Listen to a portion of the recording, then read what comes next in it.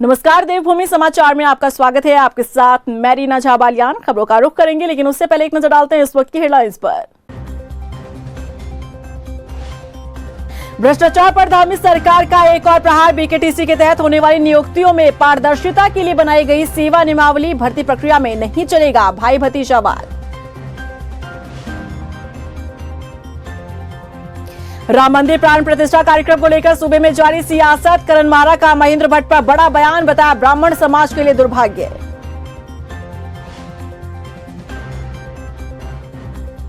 दो 2024 को लेकर तेज हुई कांग्रेस की तैयारी। उत्तराखंड महिला कांग्रेस कार्यकारिणी की बैठक में विधानसभा वार ऑब्जर्वर बनाने का फैसला। महिला सम्मेलन का भी होगा आयोजन। हल्द्वानी में सड़क चौड़ीकरण के चलते प्रभावित हुए व्यापारियों का प्रदर्शन। नाराज दुकानदारों ने बाजार रखा बंद। प्रशासन पर उत्पीड़न का लगाया आरोप। और चलिए बुलेटिन की शुरुआत कर लेते हैं। उत्तराखंड के मुख्यमंत्री की कमान संभालने के बाद पुष्कर सिंह धामी प्रदेश में एक के बाद एक कई कानून लेकर आए। अब इसी बीच बीकेटीसी को लेकर सीएम धामी ने जो फैसला लिया है, इसे भर्ती प्रक्रिया में भाई भतीजावाद और भ्रष्टाचार को रोकने के लिए एक बड़ा कदम माना जा रहा है। देखिए रिपोर्ट। भ्रष्टाचार पर सीएम धामी का प्रहार। भाई भतीजावाद के खिलाफ सरकार का बड़ा कदम। बीकेटीसी के तहत नियुक्तियों को लेकर बड़ा फैसला। भर्ती प्रक्रिया में अब आएगी पारदर्शिता। उत्तराखंड की धामी सरकार तमाम आयोग में फैले भ्रष्टाचार को समाप्त करने को लेकर जहां कई बड़े निर्णय ले चुकी है, तो वहीं प्रदेश में नकल विरोधी कानून को लेकर भी आई। वहीं प्रदेश में कई जगह ऐसी भी हैं जहां पर नौकरियों में भाई भतीजावाद हावी है। नियमों को ताक पर रखकर प्रमोशन दे दिए जाते हैं। जी हाँ, हम बात कर रहे हैं बद्री केदार मंदिर समिति के तहत होने वाली नियुक्तियों को लेकर, जहां भर्तियों में भाई भतीजावाद देखने को मिलता रहा है। लेकिन अब धामी सरकार के द्वारा बद्री केदार मंदिर समिति के तहत होने वाली नियुक्तियों को लेकर सेवा नियमावली पर मोहर लगा दी गई है, जिसके बाद मंदिर समिति के अंदर होने वाली नियुक्तियों में पारदर्शिता देखने को मिलेगी। 1939 में अंग्रेजों के शासन काल में बद्री केदार मंदिर समिति का गठन हुआ था। तब से लेकर अब तक किसी भी मुख्यमंत्री ने मंदिर समिति में होने वाली भर्ती में पारदर्शिता के बारे में नहीं सोचा। बद्री केदार मंदिर समिति के अध्यक्ष अजेंद्र अजय के द्वारा मामला संज्ञान में लाया गया, जिसके बाद मुख्यमंत्री धामी ने इस पर प्रस्ताव मांगा और कैबिनेट ने अब मंदिर समिति के तहत होने वाली भर्ती और प्रमोशन के लिए नियमावली बना दी है, जिस पर समिति के अध्यक्ष का कहना है कि इससे भर्ती में पारदर्शिता आएगी। निश्चित रूप से सेवा नियमावली बनने के पश्चात से जो मंदिर समिति में जो कर्मचारियों की नियुक्ति होगी उसमें पारदर्शिता रहेगी। इसके अलावा जो कर्मचारियों की पदोन्नति, वेतन विसंगति, तमाम तरीके के प्रकरण आते थे, उनको सुलझाने में भी आसानी होगी और इस प्रकार की विसंगतियां नहीं उत्पन्न होंगी। और इसी प्रकार से हमने अभी जो गत दिनों जो कैबिनेट बैठक हुई उसमें जो कर्मचारियों के सेवा संविलियन का जो प्रस्ताव हमने भेजा था, वो प्रस्ताव भी प्रदेश कैबिनेट ने पारित कर दिया है। बद्री केदार मंदिर समिति के तहत अगर कर्मचारियों के आंकड़े की बात करें तो मौजूदा समय में 700 के करीब कर्मचारी काम करते हैं, जिनमें से 350 के करीब परमानेंट कर्मचारी हैं, तो वहीं इतने ही कर्मचारी संविदा पर हैं। नई नियमावली बनने से अब बद्री केदार मंदिर समिति के तहत जो भी भर्तियां होंगी उनमें शैक्षणिक योग्यता वरीयता होगी, साथ ही खाली पदों पर कर्मचारियों की भर्ती होगी। अभी तक भर्ती प्रक्रिया में भाई भतीजावाद का बोलबाला था। धर्मस्व सचिव हरीश चंद्र सेमवाल का कहना है कि भर्ती नियमावली बनने से पूरी तरीके से अब बद्री केदार मंदिर समिति के तहत होने वाली नियुक्तियाँ पारदर्शी तरीके से होंगी। जो हमारा केदारनाथ बद्रीनाथ मंदिर समिति है वो एक्ट के तहत गठित की गई है, लेकिन उसके कार्मिकों के लिए कोई अभी सेवा नियमावली नहीं थी, जिसकी वजह से उनके नियुक्ति के संदर्भ में या उनके जो भी कैडर रिलेटेड इश्यूज हैं या वेतन विसंगतियों से रिलेटेड इशू हैं वो हल करने में कठिनाइयां आती थी। उस सबको दृष्टिगत रखते हुए माननीय मुख्यमंत्री जी की पहल पर ये नियमावली तैयार की गई है, उससे जिसे माननीय कैबिनेट के द्वारा मंजूरी दे दी गई, जिससे भविष्य में होने वाली नियुक्तियों पर और जो भी कार्मिकों से रिलेटेड इश्यूज हैं उसके निराकरण में सहायता मिलेगी। एक तरफ भर्ती परीक्षाओं में धांधली को लेकर जहां सीएम धामी का सख्त रुख नजर आया, तो वहीं बद्री केदार मंदिर समिति के तहत होने वाली भर्तियों में भी भाई भतीजावाद के खिलाफ मुख्यमंत्री पुष्कर सिंह धामी सख्त नजर आए। यही वजह है कि बद्री केदार मंदिर समिति के अध्यक्ष की मांग पर धामी सरकार के द्वारा सेवा नियमावली बनाई गई। ऐसे में अब देखना होगा कि आगे होने वाली भर्तियों में कितना बदलाव होता है और कितनी पारदर्शिता आती है। एक तरफ जहां पूरा देश 22 जनवरी प्राण प्रतिष्ठा कार्यक्रम को लेकर उत्साहित नजर आ रहा है, तो वहीं दूसरी तरफ राजनीतिक दलों के बीच सियासत जोरों पर है। बीजेपी और कांग्रेस के बीच इस मुद्दे को लेकर जुबानी जंग जारी है। अब कांग्रेस प्रदेश अध्यक्ष करण माहरा ने बीजेपी प्रदेश अध्यक्ष महेंद्र भट्ट को लेकर बड़ा बयान दे डाला है। देखिए रिपोर्ट। प्राण प्रतिष्ठा कार्यक्रम को लेकर गरमाई सियासत। बीजेपी कांग्रेस के बीच जारी है जुबानी जंग। करण माहरा का महेंद्र भट्ट पर बड़ा बयान। महेंद्र भट्ट का ब्राह्मण कुल में पैदा होना दुर्भाग्य। इसे विडंबना ही कहेंगे कि जिसका सपना सालों से देखा जा रहा था, जो ख्वाब 22 जनवरी को पूरा होने जा रहा है, अब उसी को लेकर सियासी दलों में जुबानी जंग छिड़ती दिख रही है। अयोध्या राम मंदिर प्राण प्रतिष्ठा कार्यक्रम को लेकर जहां पूरा देश उत्साहित नजर आ रहा है, अब उसी दिन को लेकर राजनीतिक पार्टियां एक दूसरे पर छींटाकशी करती दिख रही है। कांग्रेस प्रदेश अध्यक्ष करण माहरा ने बीजेपी प्रदेश अध्यक्ष महेंद्र भट्ट पर बड़ा बयान दे डाला है। करण माहरा ने कहा कि महेंद्र भट्ट ब्राह्मण कुल में पैदा हुए, ये उनका सौभाग्य है, लेकिन ब्राह्मण समाज का ये दुर्भाग्य है कि महेंद्र भट्ट जैसे उनके कुल में पैदा हुए हैं। अब इस मुद्दे पर सियासत में और उबाल आने के आसार दिखने लगे हैं। महेंद्र भट्ट का सौभाग्य है कि वो ब्राह्मण कुल में जन्म उन्होंने लिया, और ब्राह्मण समाज का ये दुर्भाग्य है कि उनके कुल में महेंद्र भट्ट जैसा व्यक्ति पैदा हुआ। जो आदमी सनातन धर्म के सबसे बड़े ध्वज, जो सनातन धर्म की 4 नींव हैं, उन नींव को जो गाली दे, जो उनके बताए हुए रास्ते को गलत बताए, जो सनातन धर्म के नियम कानूनों को गलत बताए, वो व्यक्ति कैसे एक ब्राह्मण कुल में जन्म लिया, मेरे समझ में नहीं आता। आदि गुरु शंकराचार्य जी ने जो व्यवस्था दी, उस व्यवस्था को तोड़ने का काम हमारे महेंद्र भट्ट जी और उनकी पार्टी कर रही है। बता दें कि करण माहरा का ये रिएक्शन बीजेपी प्रदेश अध्यक्ष महेंद्र भट्ट के उस बयान पर आया है, जिसमें महेंद्र भट्ट ने कहा था कि कांग्रेस के शंकराचार्य राम मंदिर उद्घाटन में नहीं आ रहे हैं। आप भी सुनिए महेंद्र भट्ट का बयान। सारे संत महात्मा शंकराचार्य सब अयोध्या जाएंगे। केवल कांग्रेस के जो शंकराचार्य हैं, खड़गे जी, सोनिया जी, वो नहीं आ रहे हैं और वो कभी आने की स्थिति में भी नहीं होंगे। इस शुभ घड़ी में जब पूरा देश अयोध्या राम मंदिर में रामलला के विराजमान होने का इंतजार कर रहा है, उस समय पर नेताओं के ऐसे बयान सामने आना बेहद ही हैरान करने वाला है। सियासी दलों को समझना होगा कि रामलला किसी एक के नहीं बल्कि सभी के आराध्य हैं। ऐसे में उनका राजनीतिकरण करना बेहद निंदनीय है। हल्द्वानी पहुंचे केंद्रीय रक्षा राज्य मंत्री अजय भट्ट ने रामलीला मैदान के पास राम मंदिर में हनुमान चालीसा का पाठ कर श्रमदान किया। इस मौके पर उन्होंने कहा कि अयोध्या में राम मंदिर की प्राण प्रतिष्ठा के चलते पूरे देश में उत्साह का माहौल है। देवभूमि उत्तराखंड में भी 22 जनवरी को दिवाली मनाई जाएगी। घरों और मंदिरों में दीप उत्सव होगा। माननीय प्रधानमंत्री जी के आह्वान पर बीते हुए कल से हम लगातार 22 तारीख तक इसी तरह के अभियान करेंगे। सभी जगहों पर ये सफाई अभियान चल रहे हैं, इस समय देश भर में चल रहे हैं। इसी ज़िले में हर मंदिरों की सफाई हो रही है और सार्वजनिक स्थानों की सफाई हो रही है। जो हमारे आइकॉन हैं, जो हमारे स्टैचू लगे हैं, हमारी मूर्तियां लगी हैं, अन्य महानुभावों की भी उन स्थानों की सफाई की जा रही है। लोहाघाट में सांस्कृतिक महोत्सव कार्यक्रम के तहत विशेष स्वच्छता अभियान चलाया गया। इस अभियान के तहत विभागीय अधिकारियों ने स्वच्छता का संदेश देते हुए नगर के जल स्रोतों और यहां पर आपको बता दें कि रोडवेज बस स्टेशन और शिवालय मंदिर में श्रमदान किया। तहसीलदार विजय गोस्वामी ने बताया कि सीएम धामी के निर्देश पर जिले में 22 जनवरी तक सांस्कृतिक महोत्सव कार्यक्रम का आयोजन हो रहा है।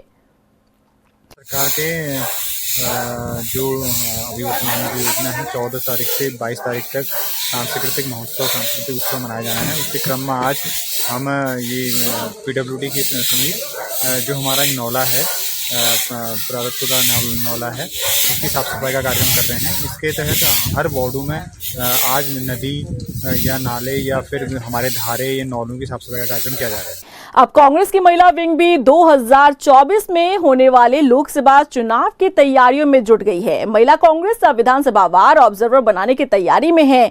वही महिला सम्मेलन का भी आयोजन किया जाएगा। बता दें कि मंगलवार को देहरादून स्थित प्रदेश मुख्यालय में इस संबंध में महिला कांग्रेस की प्रदेश अध्यक्ष ज्योति रौतेला ने पदाधिकारियों के साथ बैठक की।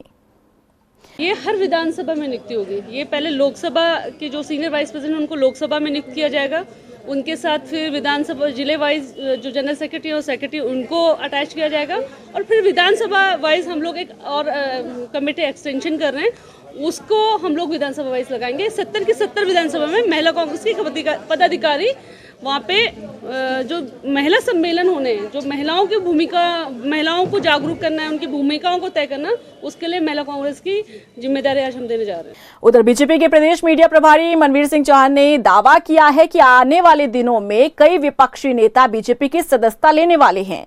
मनवीर चौहान ने बताया कि उत्तराखंड बीजेपी 30 जनवरी तक सदस्यता अभियान चला रही है और इस अभियान के जरिए बीजेपी विपक्षी नेताओं को पार्टी में शामिल होने का न्योता दे रही है। जनता पार्टी के द्वारा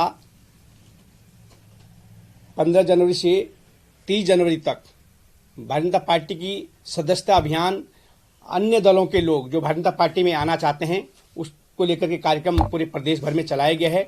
और इसका शुभारंभ कल प्रदेश अध्यक्ष जी के द्वारा, आदरणीय मुख्यमंत्री के द्वारा किया गया है और सैकड़ों की संख्या में विभिन्न दलों के लोग भारतीय जनता पार्टी में शामिल हुए हैं। और एक कार्यक्रम अब हमारा जिला स्तर पर भी शुरू होने वाला है। जो जिले लेवल के पदाधिकारी होंगे, जो जिले लेवल के अन्य दलों के नेता भाजपा में आना चाहते हैं, उनको जिला लेवल पर ही जिला अध्यक्षों के द्वारा शामिल कराया जाएगा। वहीं मसूरी देहरादून मार्ग पर गलोगी धार के पास दरक रही पहाड़ी की ट्रीटमेंट का काम शुरू हो गया है। इस मौके पर प्रभावित क्षेत्र पहुंचे कैबिनेट मंत्री गणेश जोशी ने भूमि पूजन कर निर्माण कार्य शुरू करवाया। वहीं लोक निर्माण विभाग के अधिशासी अभियंता जितेंद्र त्रिपाठी ने बताया कि तकरीबन 22 करोड़ की लागत से पहाड़ी का ट्रीटमेंट किया जा रहा है, जिसे पूरा होने में 6 महीने का वक्त लगेगा। मुख्यमंत्री जी का आभार करना चाहता हूँ। एक कार्यक्रम में मैं और मुख्यमंत्री जी जब मसूरी से आ रहे थे, इतने में यहाँ पर लैंडस्लाइड हो रहा था और जब मैंने मुख्यमंत्री जी को बताया कि साहब इसकी वजह से ये हमारा जो पूरा मसूरी है टूरिज्म पर डिपेंड है और इसके उनसे अक्सर जो है रोड बंद हो जाती है, जिसकी वजह से टूरिस्ट वापस लौटता है, यहाँ के लोगों को आम जनमानस को आर्थिक नुकसान होता है। तुरंत उन्हें इसकी स्वीकृति दी और आज बहुत शुभ दिन है कि आज मकर संक्रांति भी है, क्योंकि मशीनें आ चुकी थी। हम तो चाहते थे कि विधिवत इसका शिलान्यास करें, मुख्यमंत्री को भी बुलाएं, तो हमने आज इसका भूमि पूजन यहाँ पर किया है। विधिवत इसका लोकार्पण द्वारा किया जाएगा। ट्रीटमेंट का काम है जिसकी लागत 21 करोड़ 75 लाख रुपए है। इसमें 6 महीने को इसको पूरा करने का लक्ष्य रखा गया है और वर्ष प्रारंभ होने से पहले इसको पूर्ण करने का प्रयास किया जाएगा। अल्मोड़ा पहुंची उत्तराखंड बाल संरक्षण आयोग की अध्यक्ष गीता खन्ना ने बाल संरक्षण पर आयोजित कार्यशाला में हिस्सा लिया। इस मौके पर उन्होंने स्कूली छात्रों के साथ बाल अधिकारों को लेकर चर्चा की। उन्होंने बताया कि बाल अधिकारों के प्रति जागरूकता को लेकर सभी जिलों में कार्यक्रम किए जा रहे हैं। बाल संरक्षण आयोग बाल अधिकारों को लेकर पूरी तरह सजग है।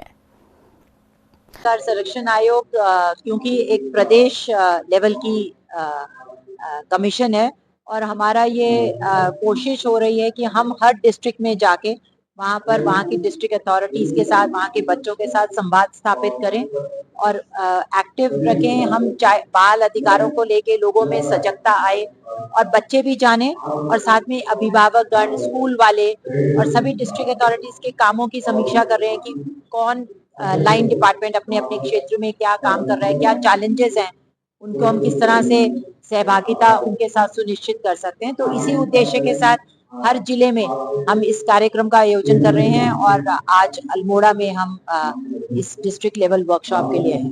हल्द्वानी में सड़क चौड़ी करने के चलते प्रभावित हो रहे व्यापारियों ने प्रशासन के खिलाफ हल्ला बोल किया। बता दें कि मंगलवार को व्यापारियों ने बाजार बंद कर मुख्य बाजार से नगर निगम तक जुलूस निकाला और जमकर नारेबाजी की।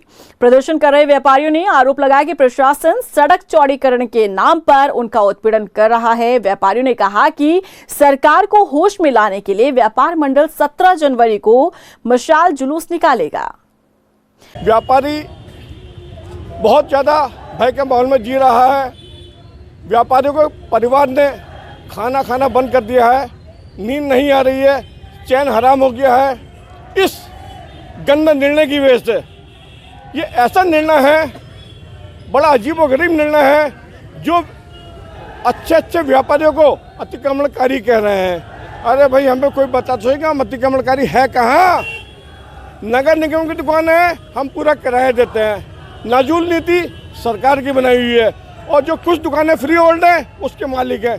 ये किसको उसकी संज्ञा दे रहे हैं? रुड़की के नारसन ब्लॉक में सकोती गांव में राशन डीलर पर कार्रवाई न होने से ग्रामीण नाराज हैं। बता दें कि शिकायतकर्ता के मुताबिक उन्होंने 16 मई साल 2023 में जिलाधिकारी से राशन डीलर सुनील कुमार के खिलाफ शिकायत की थी, जिसमें बताया गया था कि राशन डीलर फर्जी तरीके से सरकारी राशन का गबन कर रहा है। डीएम ने मामले में जांच करवाई और खुलासा हुआ कि राशन डीलर ने 1148 क्विंटल सरकारी राशन का गबन किया है, लेकिन अब तक राशन डीलर पर कार्रवाई नहीं हुई। उधर जॉइंट मजिस्ट्रेट का कहना है कि मामले में अब भी जांच जारी है और 1148 क्विंटल का घपला किया, गबन किया और अपने लड़का, जो इनका लड़का एम्स ऋषिकेश में कार्यरत था, उसके नाम फर्जी शपथ पत्र और फर्जी मेडिकल वगैरह लगाकर अपने डिपार्टमेंट के अधिकारियों से मिलीभगत कर उस कोटे का नामांतरण कर दिया।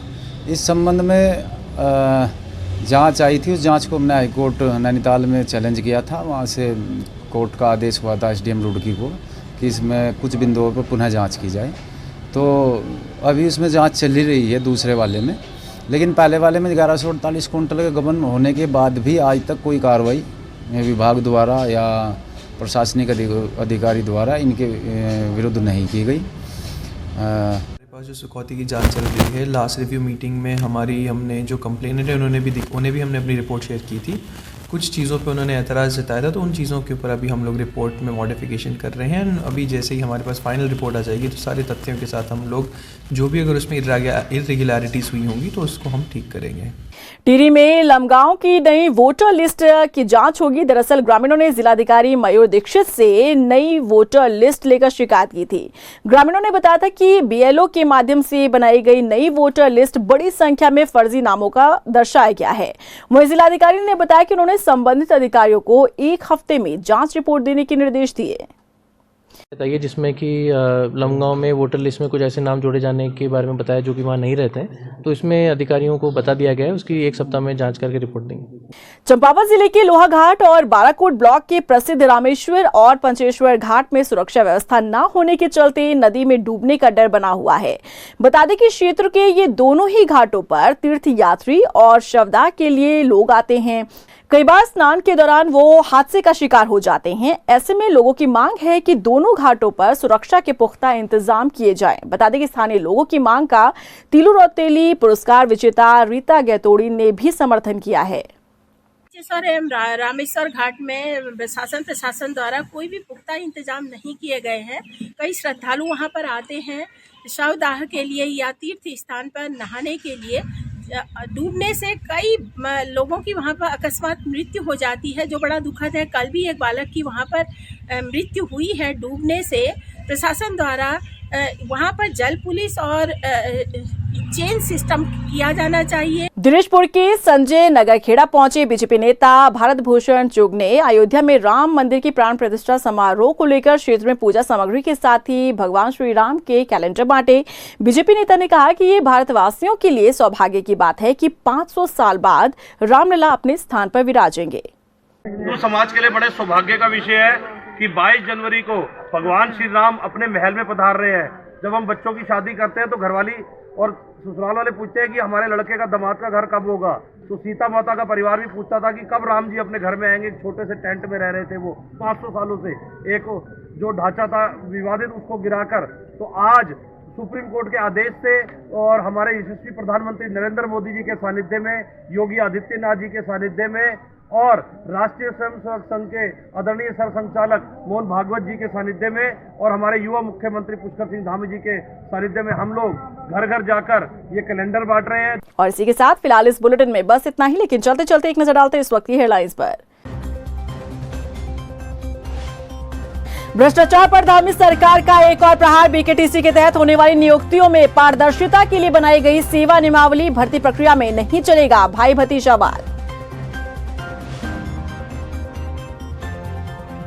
राम मंदिर प्राण प्रतिष्ठा कार्यक्रम को लेकर सूबे में जारी सियासत। करण मारा का महेंद्र भट्ट पर बड़ा बयान, बताया ब्राह्मण समाज के लिए दुर्भाग्य। –